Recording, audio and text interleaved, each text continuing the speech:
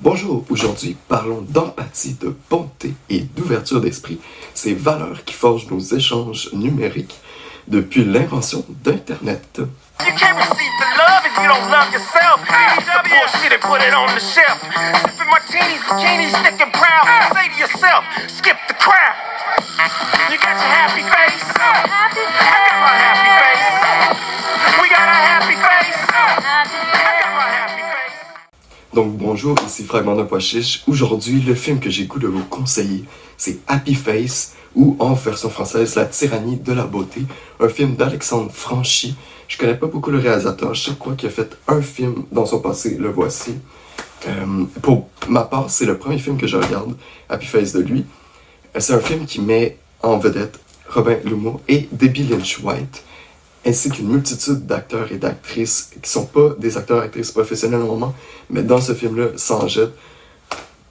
On suit Stan, joué par Robin Loumont justement, qui s'inscrit dans une thérapie de groupe en lien avec l'acceptation de soi et les déformations ou les maladies qui sont en lien avec le visage. Si vous avez vu Elephant Man de David Lynch, ce film-là est pour vous. Ça traite des mêmes thématiques. You can't receive the love if you don't love yourself. Leave the bullshit and put it on the shelf.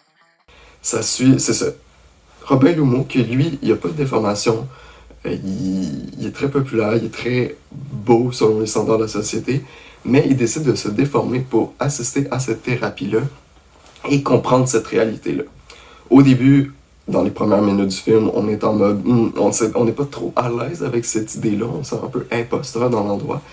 Tu comprends qui fait ça parce que sa mère est atteinte d'un cancer qui risque de dévisager un peu sa face, donc il veut se mettre à sa place afin de mieux l'aider. Est-ce que c'est vraiment ça qui va se passer dans le film?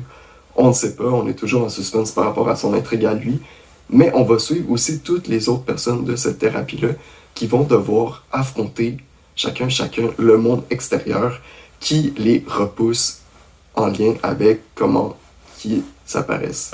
Voilà. C'est un film qui joue beaucoup sur l'empathie, qui montre beaucoup de réalités qu'on n'est pas habitué de voir. On est tout au courant qu'il y a une tyrannie de la beauté dans nos sociétés, mais ce film-là nous le met en pleine face, nous fait vivre des émotions qu'on pensait probablement pas vivre dans un court film d'1h37 minutes. C'est un film de 2018 qui a gagné beaucoup de prix, comme je peux voir sur la page peinture du DVD. Il a passé sous le radar, probablement parce que, je ne sais pas, je ne vais pas mettre d'opinion là-dessus. Ben, je vais mettre une opinion, mais je ne vais pas mettre de fait là-dessus. Mais c'est un film majoritairement en anglais, malgré que ce soit un film québécois. Il y a quelques scènes où est-ce que, justement, le personnage de Stan parle en français avec sa mère, chez lui, mais toutes ces interactions à l'extérieur de chez lui, que ce soit à la thérapie ou avec ses amis qui jouent à Donjons et Dragons, on pense que c'est ses amis, bref, toutes ces scènes-là sont en anglais. Donc, c'est vraiment un film surprenant que j'ai pas vu, justement, à part Elephant Man, j'ai pas vu des films aussi puissants sur l'acceptation de soi que celui-là.